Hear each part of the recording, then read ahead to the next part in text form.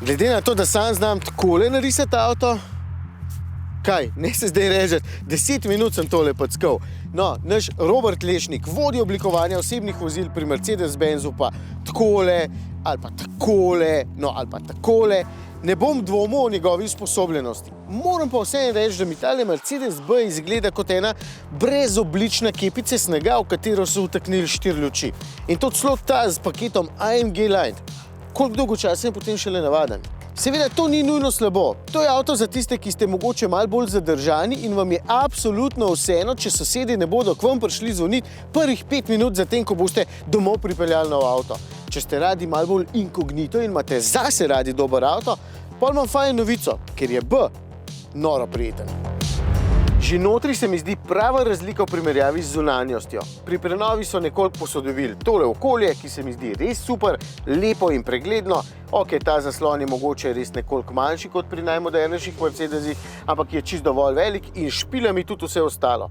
Sami fini materiali, odlično sestavljeno, moderno s temi lepimi zračniki, volan lepo sede v roke, sedim fajn, v bistvu je celo okolje krasno, tak zelo premijski občutek imam. Edina stvar, ki me moti, so ta haptična stikala na volanu, ker potem med vožnjo non-stop premikam radio.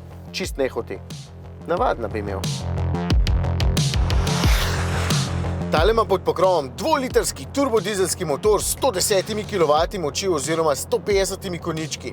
Vem, navdušenci nad elektriko ste zdaj zbežali po česen, križ pa srebrne krogle, ker vem, da se tega motorja bojite, ampak moram priznati, da podobnega že nekaj časa nisem peljal in se mi zdi fantastičen. In nič se ne sekiram glede dosega. Ta je okrog 150 km, torej ne veliko.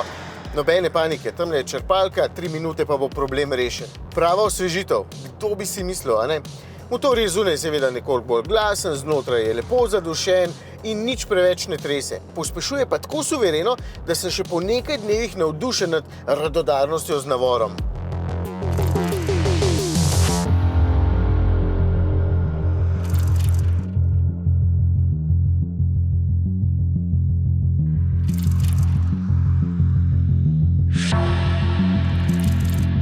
Pa v bistvu tudi nad vožnjo. B je dovolj majhen, da ni neroden in hkrati dovolj velik, da bo zadostil klasičnim družinskim potrebam. Pa še malenkost višji je od kakšnega Golfa ali pa razreda A pri Mercedesu, ker je napol mali enoprostornik, tako da lahko v njem sedite tudi tisti, ki radi nosite klobuk na glavi. Pa še pelje se prijetno, udoben je, ovinkom lepo sledi, podvozje je krasno, krmiljenje tudi. Prav uživam. Kdo bi si mislil, a ne? Z izjemo bolj zadržane oblike me v bistvu moti samo eno, in sicer cena. Ja, je premijska, ker tale stane 52 jurjev. Včasih smo za toliko denarja izbirali pri razredu E, ker je, če znam štet, 2 razreda višje, danes pa je treba celo premoženje odšteti za takšen zelo kompakten družinski avto, ki je pa seveda zelo dober. Tukaj nimam pa kaj reči.